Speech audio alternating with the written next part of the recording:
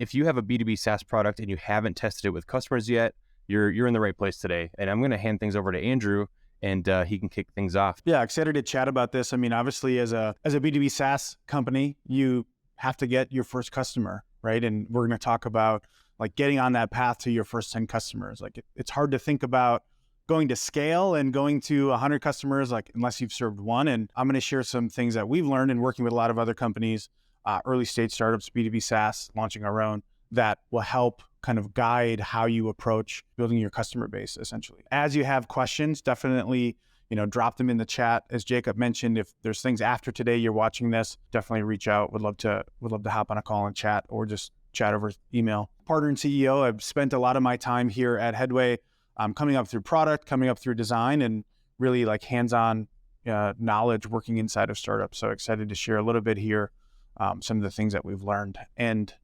I really like this quote I stumbled on recently. I don't remember where it's from, but it's something that I see a lot in founders, primarily first-time founders, but also some second-time founders as well, where, as Daniel Orston says here, the greatest obstacle to this discovery is not ignorance or like the lack of knowledge, but it's the illusion of knowledge, meaning we think we know what people want. We think we know exactly what they need.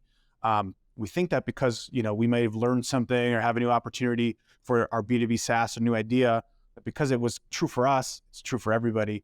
And we just know that that's not true, right? And so you start to see this separation in the product you create and the solution that's out there and what the actual customers need. And so the whole goal of, taking this sort of B2B SaaS pilot approach is to get really close to your customers and really understand the problem, understand the nuances, and figure out how do you go and solve those for those customers. And I think ultimately, like here, it's trying to, dive into, that ignorance in some cases, and also that illusion of knowledge, like validate if you're right or you're wrong.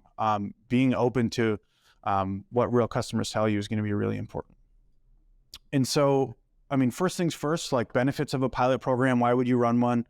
Let's talk about that. I think the biggest one is you want to capture motivated early adopters. You want people who are willing to try new software, right? I think a lot of times, to the detriment of startups, you try to seem bigger than you are, and that's not necessarily the best thing for your customers, and that's not necessarily the best thing for your pipeline. Like when you try to appear like you're you have it all together and you don't, you will lose trust really, really quickly. And so, but the benefit there is that you can capture people who are motivated to change, who are open to new ways of doing things, who want to be involved in shaping that.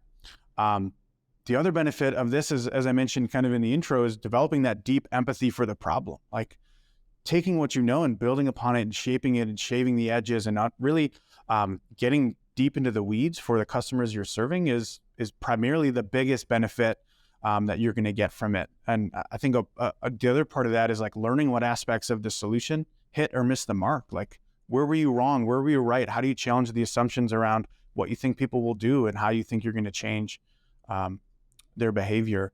I think the really big goal here, obviously, as a company, is to make money. So converting those pilots into long-term customers and evangelists, like early on, the pilot program is designed so you can understand how to create benchmarks in metrics, like what's working for customers now, what's not. And then as they're using your product, like you want to turn those early pilots into evangelists through case studies, through testimonials, through things that you can start building proof with. Because otherwise you just kind of have, there's a gap in trust. Like if you try to act bigger than you are and you try to say that, you're this huge company that's going to solve all their problems, you don't have any proof behind it, like no one's going to believe you. They're going to go to the places they know or the brands that they know. And then the other benefit here is to inform the roadmap. What's the investment case? A lot of founders early on, you've raised a pre-seed or a seed round, or maybe even bootstrapped, and you're trying to get your product into market. You're trying to get your first customer. You really have to build evidence and kind of building on that case study strategy that I talked about, where you need to put forward the proof that somebody else wants this, right? You have this vision for it. Show me that it's real. Show me that there's the problem is quantifiable and there's people that are willing to do things a different way. And that ultimately helps you shape what that market opportunity is. And so we'll talk a little bit here around just PLG versus sales-led growth. I mean, PLG is a hot topic these days, right? It's no surprise. Who wouldn't want to kind of be hands-off with all of your customers and have them go through the entire product, self-onboard, get the value out of the product, tell people about it. But the reality is the companies that do that really well, especially in B2B SaaS, have learned that through founder-led sales, sales-led growth, those sorts of things where they intimately understand the nuances of the journey that they're on, or they're targeted and so specific that they can do product-led growth successfully. I mean, like product-led growth ultimately bakes in a ton of assumptions around the context that prospect is coming from, the journey that they're on, and like what their ultimate goal is. And so I'm sure a lot of people have seen this, and this is something that we talk a lot about as we think about the funnel here, the pirate model of engagement metrics going from acquisition and activation, getting referrals, getting retention, getting revenue. A lot of times with B2B SaaS, like the recommendation is to move revenue up to, right after acquisition. So that basically like we're getting people paid and bought in to what we're doing, versus trying to offer something free and then try to charge them for that later. Especially in enterprise B2B SaaS, I'm thinking $500+ per month, subscriptions. That's usually not going to end well. You're going to get people that churn. You're going to get kind of a mismatch in expectations there. And so what we've seen in this with PLG, people who launch product-led growth out of the gate without serving customers, serving one customer or 10 customers, is you see people that are interested, right? And what usually happens here is you get, you have a pre-launch page or you have your waitlist page, and there's this big allure of what the product could do. And there's usually a gap in when you put that pre-launch page up, whether that's Product Hunt or Early Bird or any of the other early sites. And then you have this trailing activation, meaning someone might sign up for what you're offering. And then 2, 3, 4 months later, you send them an email, hey, it's ready, you have access. Activation's pretty low, meaning like the amount of customers that actually sign up and log into your platform, get their team invited, take whatever action you consider to be activated on their platform, like really trails off and trickles. And so you see this huge bump in acquisition, this huge bump in interest, not a huge follow through. And that's not because the product's bad. It's because of, like, there's so much nuance in this that you have to build that motivation. And so unless you're an expert in behavioral design and designing people, through a funnel, you're going to have a hard time to understand what's actually motivating them and speaking to the value and the messaging and positioning your product in a way where they're ultimately going to be successful. And so, one of the things here that's really important is like analytics and product metrics tell us what's happening. So you can install Google Analytics, you can install Mixpanel, you can install, Intercom, whatever you're doing to track the funnel here. Amplitude is another one.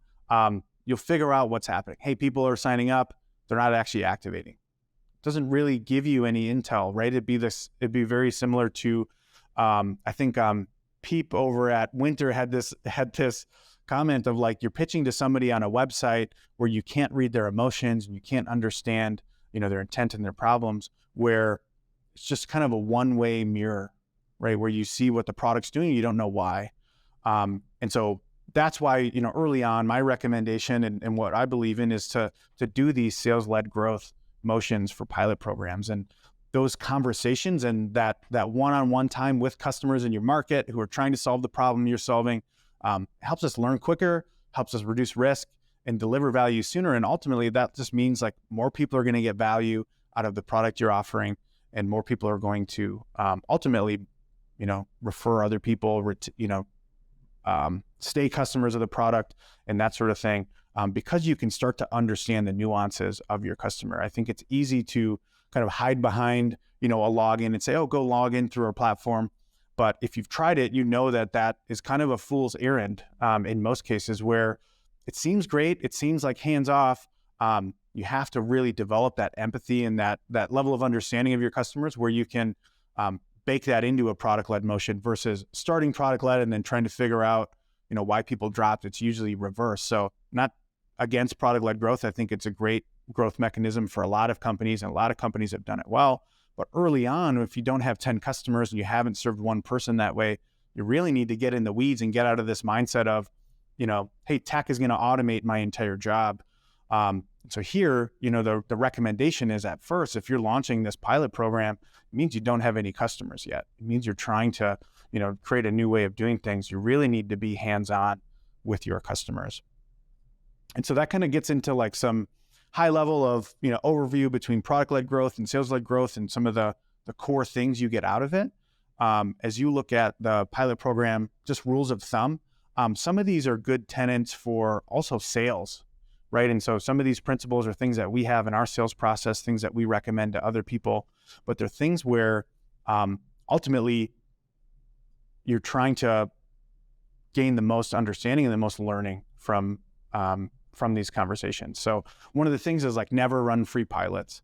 And, I think there's been a sweeping change across venture-backed companies now where essentially, you're going from this huge bet into a profitable company. Like you can build a profitable company from day one, or cash flow positive maybe is the right term, where essentially you can charge people for what you're offering. Like there is somebody out there, especially in that early adopter space where you're a new product, that will pay you for incremental value, right? There was another quote I just heard today. I forget who said it, but it was like, for you to make a huge impact, your idea only needs to be 10% different or better than what's out there, right? Not this 10x change. Like people are willing to pay you for the results that you can generate. And so not running those free pilots, just to kind of hang on this for a minute, means that they're more invested in the process, means you try to avoid them signing up for an account and never getting back to you saying, oh, well, it's not really a priority.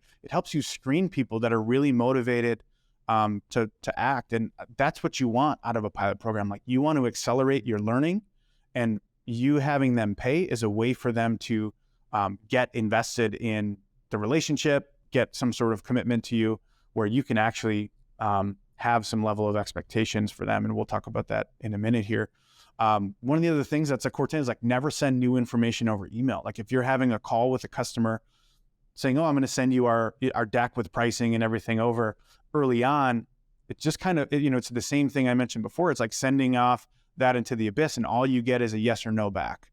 That doesn't really help you learn. It doesn't help you craft your message. It doesn't help you understand the mindset for why they chose no. And so the recommendation here is to like always deliver that over a call or a conversation or something where you can try to pull some nuggets and insights out that changes what you do. The other one here is never end a meeting without booking the next meeting. We had a sales coach we worked with for many years, Scott Sambucci, and he kind of coined this, but BAM Fam was the name. And so we do it here. We recommend it to all of our startups, like book a meeting from a meeting. So make sure there's always a bookend of a decision or a bookend of a process as you're talking with somebody in the pilot program where you always have that next contact, right? Because the idea is that this is an ongoing relationship. It's not something that's transactional. Hey, we talk once, you let me know if you need anything, we go from there. You really have to be the concierge of your product and of your business and, get in front of that by setting up these regular cadences. The other thing is slow is smooth and smooth is fast, a Navy SEAL phrase, but like don't skip parts of the process. Like especially when, we get into your first 5 pilots, when you ultimately are talking to people in your network, it's easy for you to skip ahead and say like, oh, I know, Jacob from this team, like they're for sure going to use it. He said they were really interested.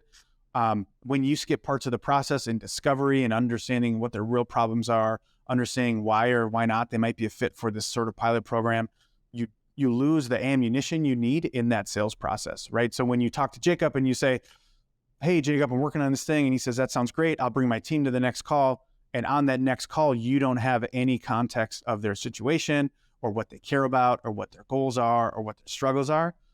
That conversation is going to be really bad, right? When he brings a full group there and you try to, wrangle that sales process and convince them that this pilot program's right, it's hard to speak to the context that they're in and pull them through. And so making sure you don't skip that is really important. The other thing here is like, don't expect customers to self-onboard, activate, and retain. Like in most cases, product-led growth automates the onboarding and the processes and the questions and the motivation that you're trying to learn in this sales-led growth. There will be customers, and we have a customer we're working with now where they sent them the login and they onboarded their entire company to the product, right? And they're using it day to day, but that really isn't an expectation, I think, that you can have. And so taking the other side of that, which is, hey, you really have to be the usher and the guide on this journey, even as they've already committed to you, to bring them in, to make sure they're being successful, to really focus on that, because like these basics in the beginning days are going to shape how you grow later, because it's going to help you understand so much more of the people that you're serving. The other thing here is just measure everything.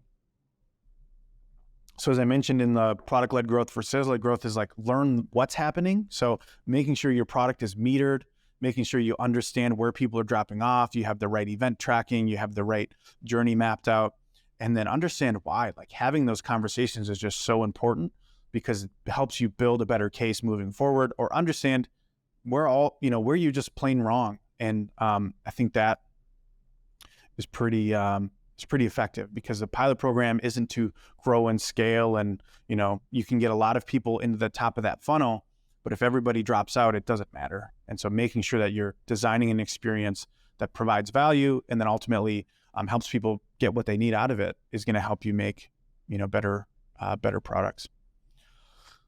So yeah, I guess kind of like talking next step here, your first 5 pilots. We talked about the title's getting to 10 customers. A milestone is 5 kind of on that journey. And we'll talk a little bit around that, now, but I think the biggest thing, and there were some questions that were sent in before this, is like, starting in network. Like there's this notion of, founder market fit, that if you're starting, I think especially true in B2B SaaS, if you're starting a product that is serving a specific enterprise, a specific type of company, and you don't have expertise in that, it's going to be a very long journey for you. And I've seen a lot of founders early on try to create new innovations in spaces that they're not involved in. And that's not necessarily the bad thing. The bad thing is when you can't name your first 2, 3, 5, 10 customers and say like, oh, I think they would give me some really good insights and learning, and I'd be able to kind of hone my message there. And you also don't have the capital to be able to go infinitely, right? So if you think about like Elon Musk, or you think about Apple, or you think about some of these companies that take these really big swings, they have the ability to enter new markets and build up expertise in that over a series of 3, 5, 10 years. And so ultimately, like being able to name your first customers and have those conversations helps you cut your teeth. And then also, like the idea there is that you're able to ultimately build better case studies and pilots there. I think the other thing, if you've been in sales, you may have heard of $100 million offers. A big component of that is like scarcity and urgency. And so when you start a pilot program and you're pitching as if you're this big dog, you want to compete with, the who's who in the industry, they're going to compare you as that, right? If you're able to create a pilot program where you're limiting to 3 to 5 customers, and you say, hey, we have this pilot program. We're a brand new startup. We're looking to change the way we're doing through X. Again, you're looking for early adopters that are willing to enter this type of engagement. You can say, we only have 3 people that we can onboard in this next quarter as part of this pilot program. There's all of a sudden scarcity and there's urgency, and the thing that you come on the back of and you promise is that level of support, which kind of goes into like, not hiding that the product is new, that it's just getting started. Use it as a benefit and as a feature of working with you, is that they get the opportunity to help shape where this goes, and they get this tech-enabled service, which is the customer success calls you're going to have with them, the understanding and really hands-on approach that you're going to take to help them make sure that they're being successful in the product, shape the roadmap, going forward. And so, as I mentioned before, focus on providing a tech-enabled service. Like a lot of founders still fall into this trap where if I'm giving them a login to software, that login has to do everything. Like you can send them an invoice through Stripe, through QuickBooks, especially early on when you have, even 5, 10, 50 customers, you can set up recurring billing really easy outside of the platform. A good example of this is, understanding, Zoom was a good example. Like they had their pricing based on, and this happened to us. They had their pricing based on storage, where ultimately they had no governance model inside the platform to price for that. And so their reps hit us up directly and said, hey, if you want the storage, let's hop on a call and we can get that organized. So understanding that like there are going to be these edges where if you wait for them to be in the product, it's probably too late, or you're going to spend a lot more money and time investment to get to that point. The other thing for those pilots is like setting up this regular cadence and commitment for both parties. Like if you're signing in a pilot agreement with somebody, there's a price that they're paying. It's probably a discounted price at that, right? Or maybe your early pricing, or you don't have to call it a discount. Say, hey, this is our early stage pilot program pricing. Here's what that looks like.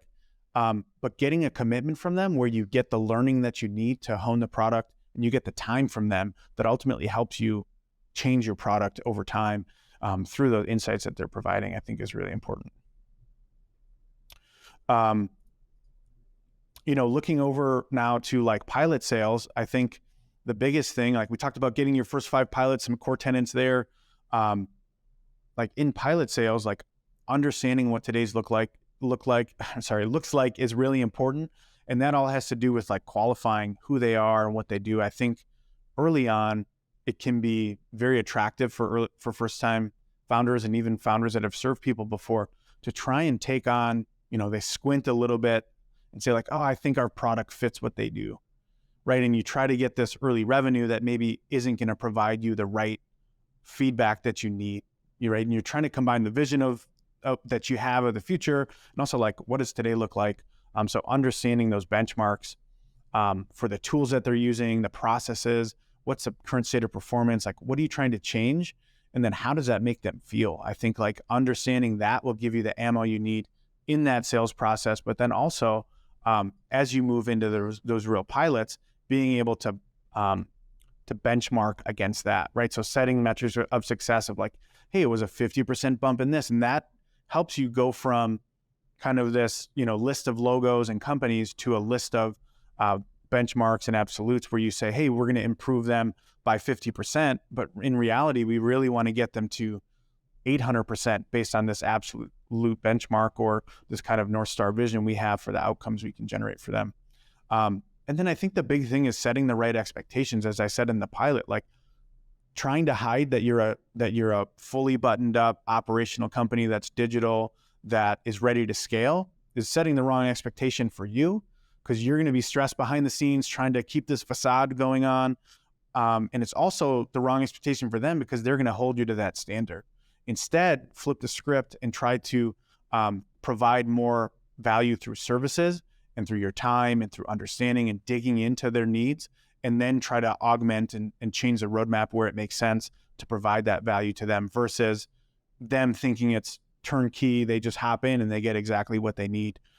So much of it is about setting the right expectations. And so I think the other part of, great pilot sales there is guiding the process and sharing an implementation timeline. A lot of times in B2B and enterprise, depending on who you're selling into, you can get really bogged down with all the steps to go from somebody said yes to now, like you can start activating them on your platform. And the clearer you are about those needs, the better. And so I pulled up an example of an implementation process here of one of the tools that we've worked on over the years, just as an example to share of like, the worst thing that you could do is get a yes from somebody and not know what's next. And early on, you might have to learn this. And so when you know people or you create this early on relationship with folks that are trying to adopt it, you can start talking about future pacing is kind of what we call it, where you understand more of what's next, who all needs to get involved from a personnel standpoint, what sort of legal agreements need to be in place. And if you're in healthcare, it's different. If you're in fintech, it's different. If you're, just enterprise, B2B, SaaS, or utility or dashboards, things like that, it's going to be a little bit different. But understanding what that timeline looks like and being able to put that forward, and this will always change and adapt. But I feel it's been really beneficial in the startups that we've been involved in to be able to propose a path forward. And then this ultimately, 2 weeks might not be realistic. But this then helps you inform your pipeline if you're depending on pilot sales to keep things going. Where maybe they're like, hey, this looks great. Like this business and legal, these sorts of things, we don't think these are going to be able to be completed for 4 weeks. And here's why. And that starts to help you create a better vision of your financial forecast, your roadmap, and then also helps you challenge that and say like, why, like, what is it about this that makes it difficult? Is it their procurement process? If so, can I get a call with procurement and understand how we might expedite this? or understand what they might need from us that would help, move it forward faster, those sorts of things. And creating kind of a template for future pacing helps you guide that conversation and that process where maybe you don't have it all together, but you know what you need to have coming up. And so some of that early on you might not have, but as you get into, the additional pilots, as people start with you, you're building this kind of implementation process and plan that helps them get going. And then I'm going to talk a little bit about just kind of ongoing call structure here. I think like a 30-minute structure typically works pretty well. And this could be every 2 weeks, depending on your product, or this could be every month. I think even a month gets too long in the early stage. You may want to do every 1 to 2 weeks, depending on the level of involvement folks have from both your team and then also from your customers. Like, is it a daily user? If so, you might want to do weekly. Is it a weekly use? You might want to do bi-weekly or, every 3 weeks, just figure out the right cadence. But having an opportunity to kind of build rapport, catch up, understand, who they are, ultimately you're building a relationship with them in this pilot. It's not transactional usually. It's usually this ongoing thing where they see the potential in you and your idea, and you're trying to, also sew back into that.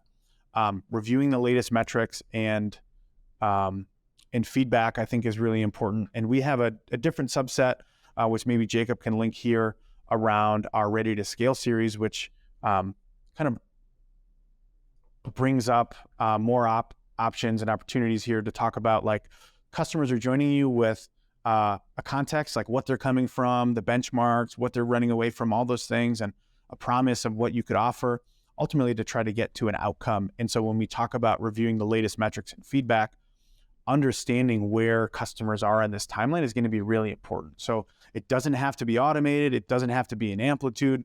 You could take this and, label this sheet up as you wanted to, but ultimately, like, carving it up in, like, what's onboarding and activating, what's the core value they get, and, like, where are you just supporting where they've already reached that aha moment in that everyday usage.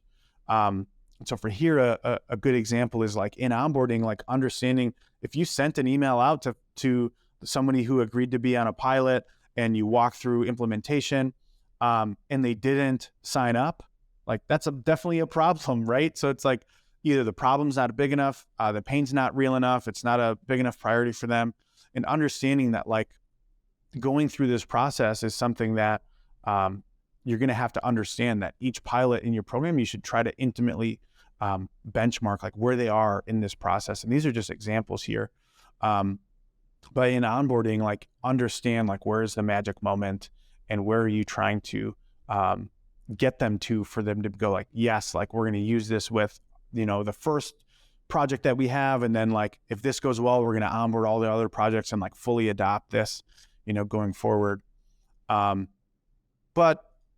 going into those meetings with those early stage pilots, it could be a representation of this value, of this journey that they're on and where they are, where they're getting hung up.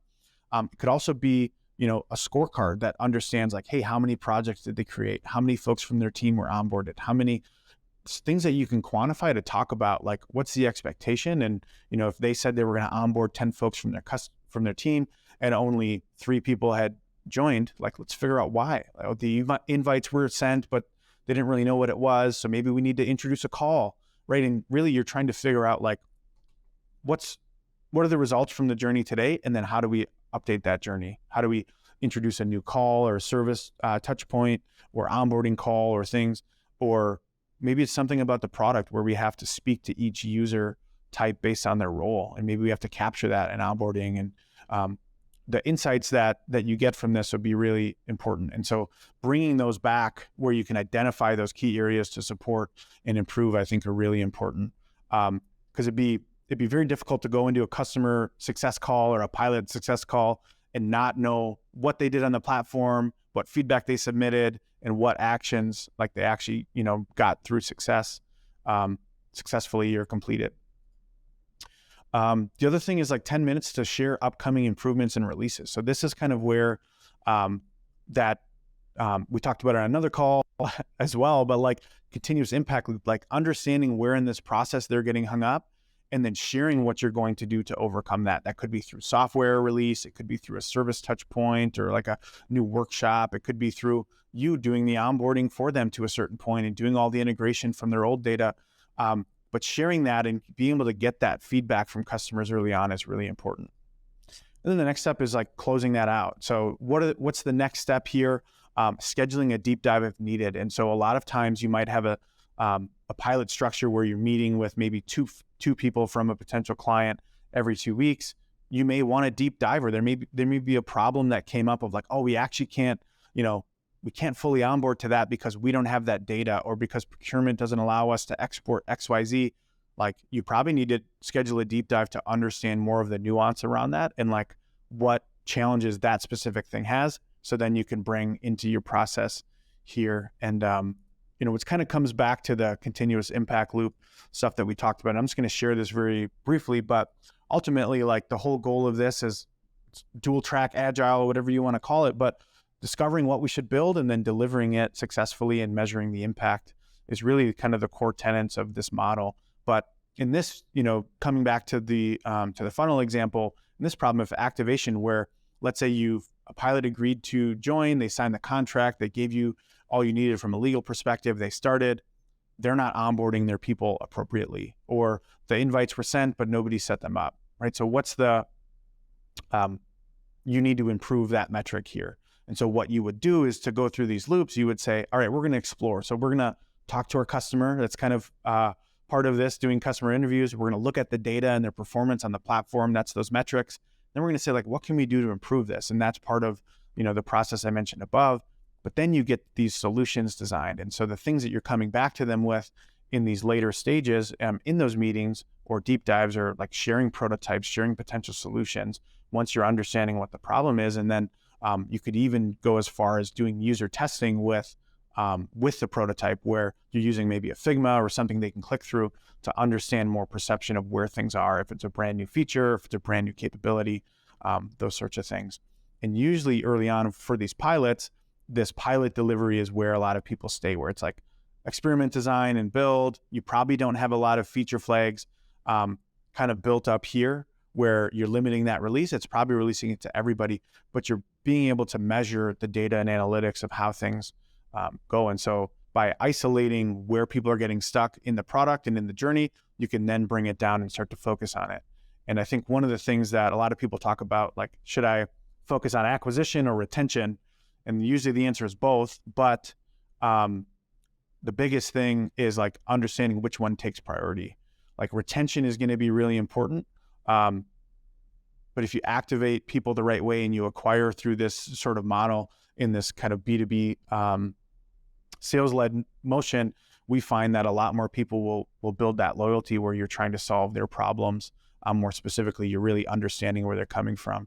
And so it's kind of the basis of what we have kind of to cover today in creating these pilot programs, just some things that we've learned over the years of helping run these, helping coach these, and things, areas we see a lot of companies falter in by, having this notion that PLG is going to work out of the gate. It's usually an evolution of what they do, or they start product-led growth with a really low price point and then grow into sales-led.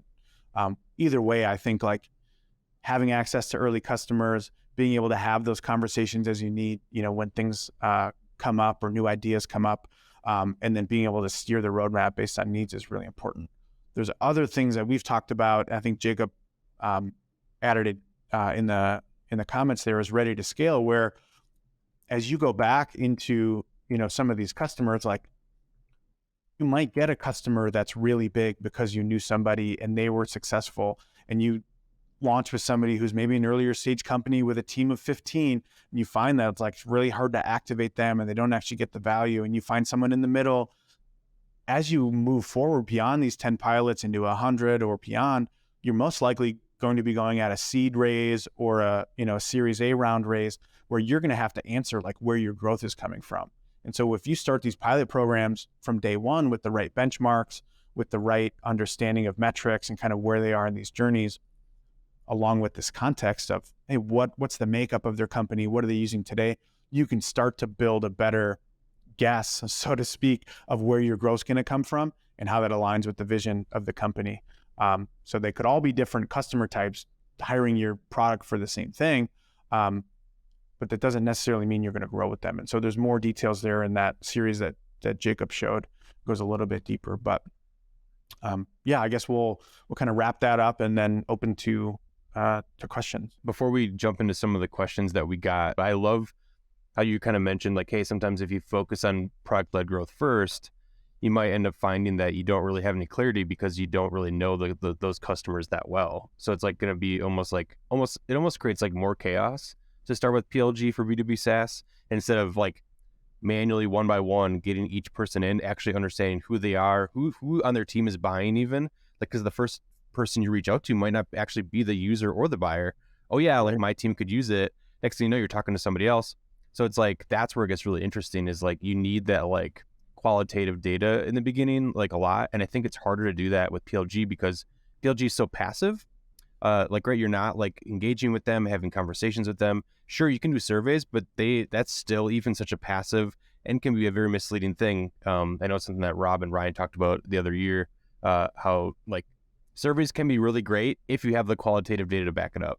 It's like, I always think of surveys as like a secondary thing to just say, hey, we're gonna double check at a larger scale to see if this is really true based on this qualitative research, which is really, really great way to do it. Awesome. So I'm going to go into this first one. Best strategies to pre-sell. So like, what have you seen in your experience to get people interested, get those conversations rolling, all that kind of stuff? I know you covered some of that here, but what have you experienced personally? Yeah, I mean, always like the better you can visualize the value, in most cases, that's through a prototype and like demonstrate. So like understand what they need. Obviously, like you have to understand the problem that you're solving. Showing the journey they're on and like what it's going to unlock is really important. And we've done this with a lot of companies, both innovation teams, creating new things in the market, and then also for early stage startups where you have to build. You can't just tell someone what you're going to do. If you show them and give them a visual representation of the value they're going to get from it, like selling on prototypes can be really effective. And there can be two approaches to that, right? Like getting a letter of intent, which means, hey, we're not signing a contract today, but we're saying, hey, we're really interested in this. We'll give you some ammo to be able to go and, help you raise funding ultimately.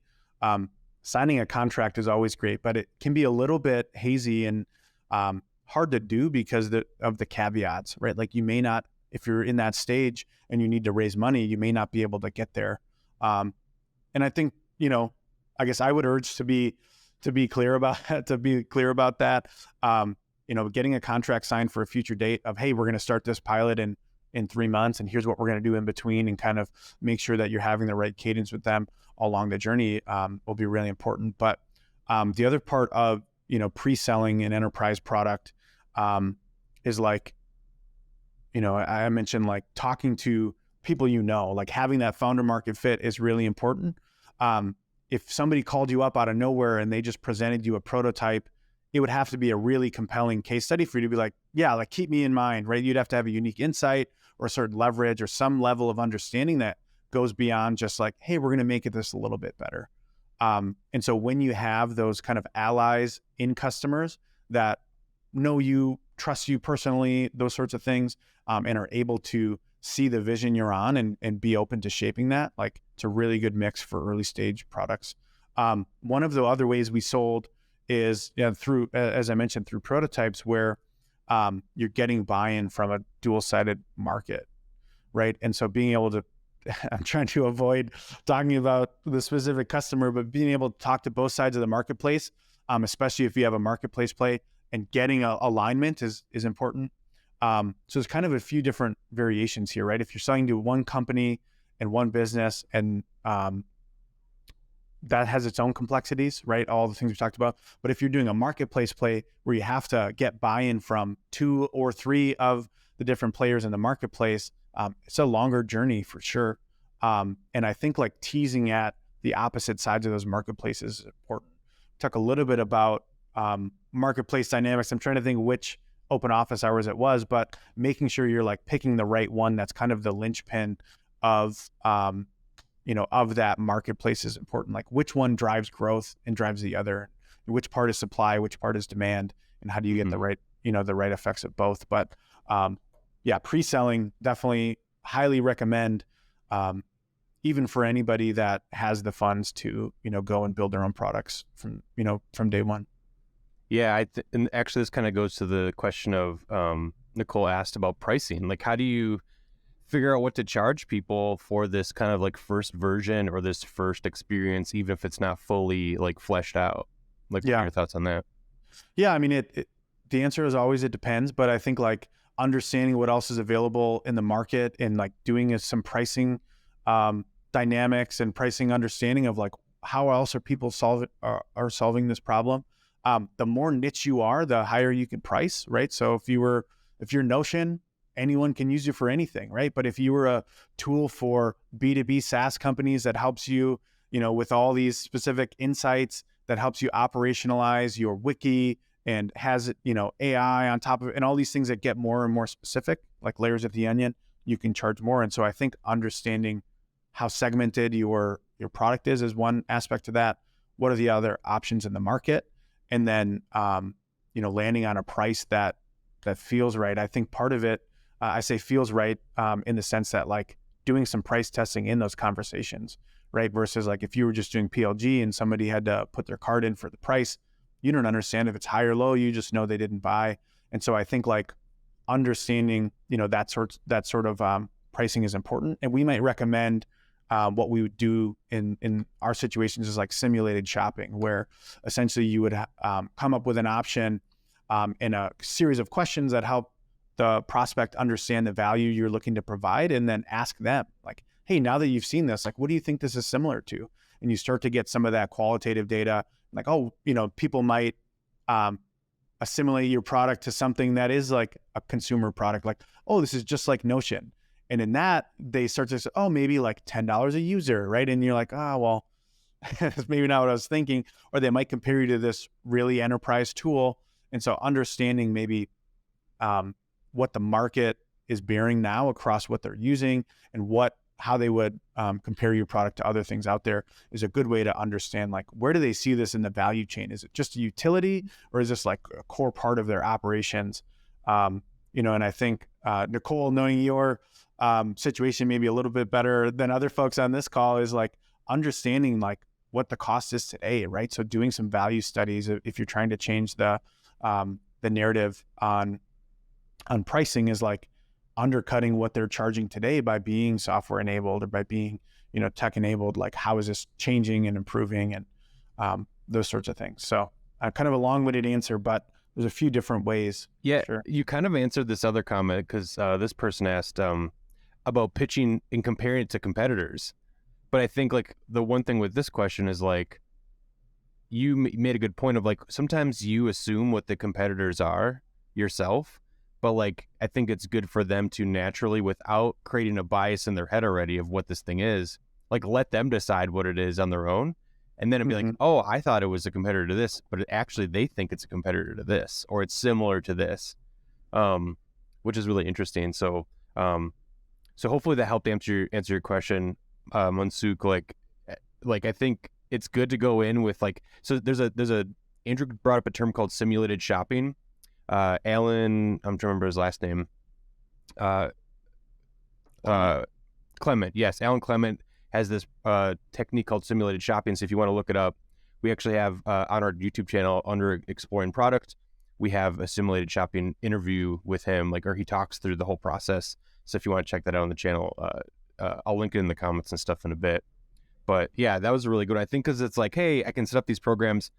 You want people to pay for it. What should I make people pay for it before it's like a fully fleshed out thing? So yeah, and there's also like, if you get customers paying early on, and you have these 3 to 5 people, there's also I'm trying to think of Profitwell is the company, and like Patrick Campbell, they have a lot of really good stuff on their site called willingness to pay, and it helps you like as you're running pilot pricing to evaluate, and even as you continue on like to grow, is like evaluating what the value is someone's getting and what their perception of price is, right? And so they try to ask a few different ways, not like, hey, would you pay this price? But it's like, at what point would you consider this to be too much for the value you're getting or for your perception? And so there's a bunch of really good stuff there on pricing I guess, pricing dynamics and pricing psychology around like, one, you have to establish a price early on, and then two, how do you think about increasing your price over time?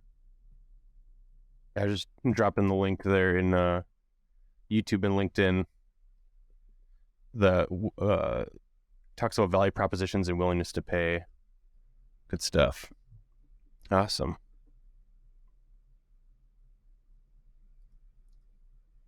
I'm trying to think.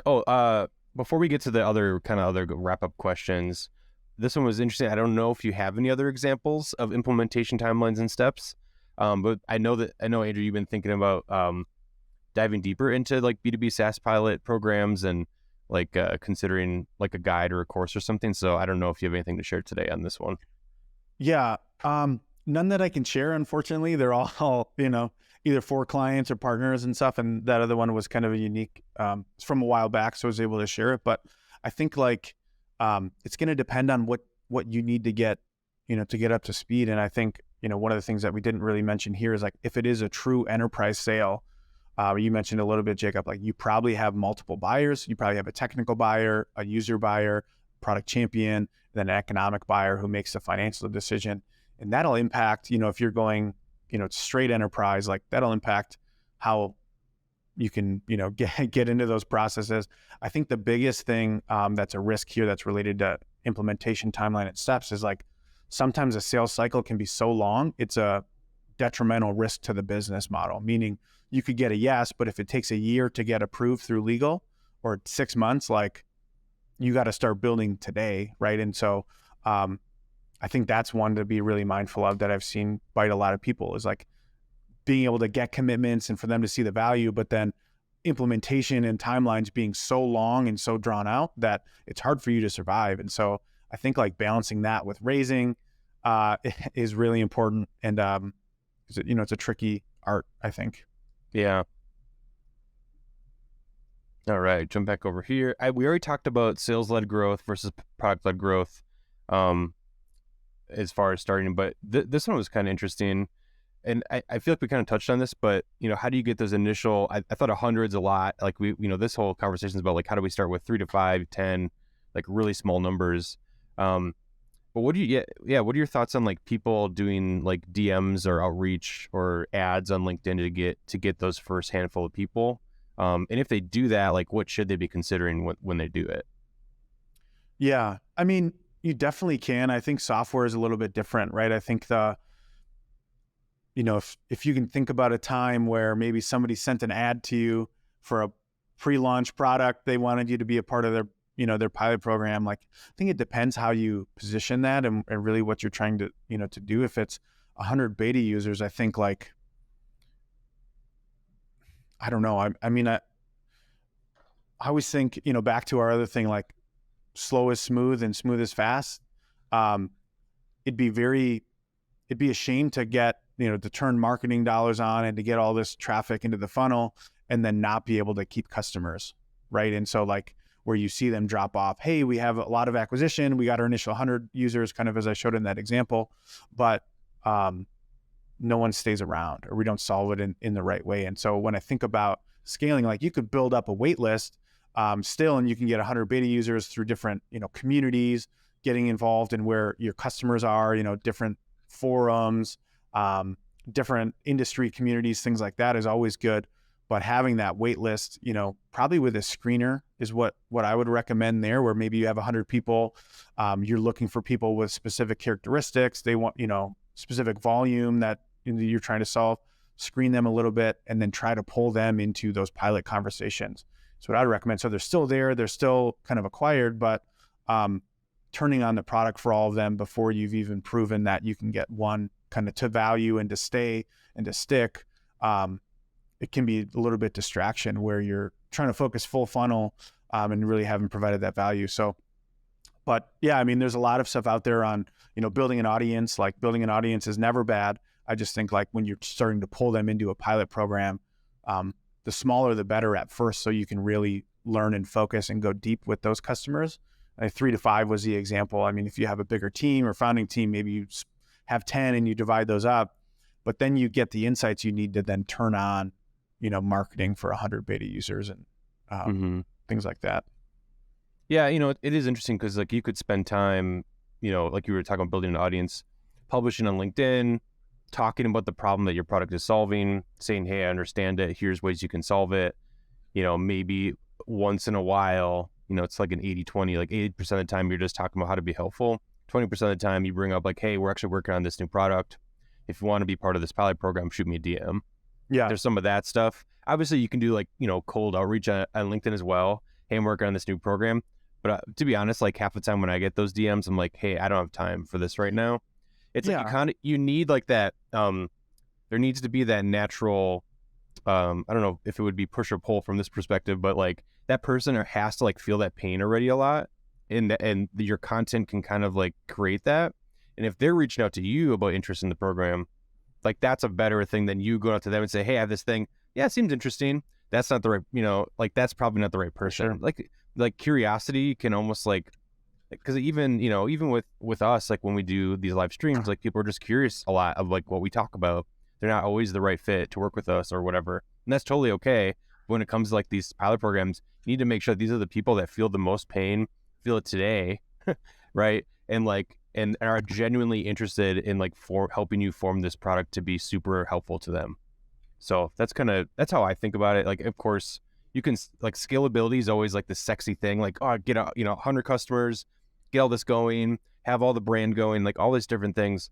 But ultimately, like if you're not actually providing value to somebody and helping them like relieve a pain point in their life, in their business or whatever, or with their team, like it just doesn't matter like how much brand you have. Like it's just like if there's no one paying you to do it, it doesn't matter. So the only thing I would add here as far as like how to get your initial 100 beta users, like obviously start smaller and build those case studies and that proof that we talked about that helps you maybe share your learnings as you're working with them, or share the opportunities you see or the problems that they're having. You can, speaking to that can be really effective and kind of establishes you as a de facto like leader in that space, expert, like you're working on kind of serving that market.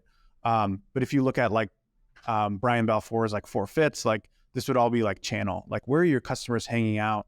And then how does that, match with your offer? It's not just product market fit, it's product market, channel, business model fit, which is like pricing, like all of that stuff coalescing together into like the value prop you have. And so, I think for most B2B customers, minus like construction or, small mom and pop trucking companies or things like that, are probably pretty active on LinkedIn. So I think a good place to start, but staking your claim in an area that you're building in, I think is always good in building that audience. It's just how many people do you let into that pilot program is kind of the next question. If you're building products, depends how complex it is, right? If it's a utility, you might be able to learn pretty quickly and within a month of your pilot program, roll it out. But if you're really enterprise, you might need 2-3 months to really hone, 4 months to really hone and work with those early customers before you're ready to open the doors. Yeah. Well, cool. I don't see any more questions, and I don't have any more left from the folks that shared their questions before we started today.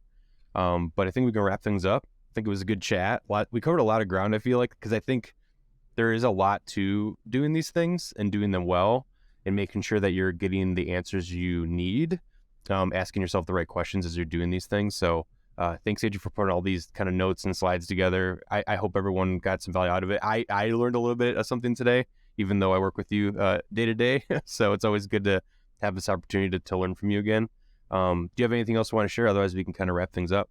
Yeah, nothing. I mean, if you have questions, reach out. I'm sure there's a lot of this stuff is very similar. And so, there's nothing new that we've talked about that isn't in, nuggets in other places. And so I think the resources Jacob mentioned, you'll see aspects of this throughout, and really it's one cohesive whole. And that's kind of our unique perspective at Headway. Being a full product team is like, we get the experience of, bringing these products to market, product strategy management, design, engineering, product marketing, like all those things. We kind of get this unique perspective of onboarding, not just, hey, can we build a great product? It's like, how do you get that product to market? How do you get people to care about it?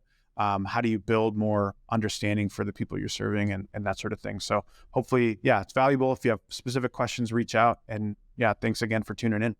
Yeah.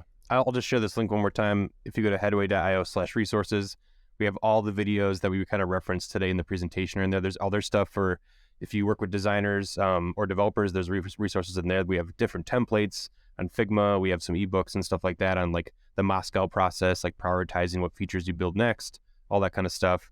And if you have any questions, after watching this, if you're watching on YouTube or on the LinkedIn recording, just drop a comment or just head to our website and just shoot us a question in the contact form or book a call. We're happy to help you figure this out. So, yeah, thanks again, everybody, and have a great day.